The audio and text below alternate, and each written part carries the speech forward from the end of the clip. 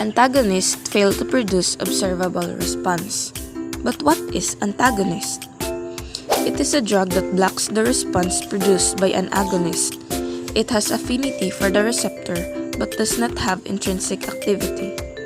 It interacts with the receptor or other components of the effector mechanism, but antagonist is devoid of intrinsic activity. It produces no response. Antagonists may also be classified as competitive antagonist or non-competitive antagonist.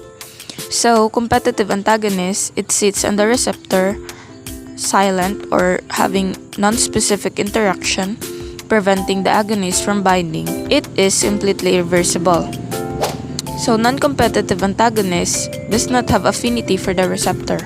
It binds to a different site in the vicinity.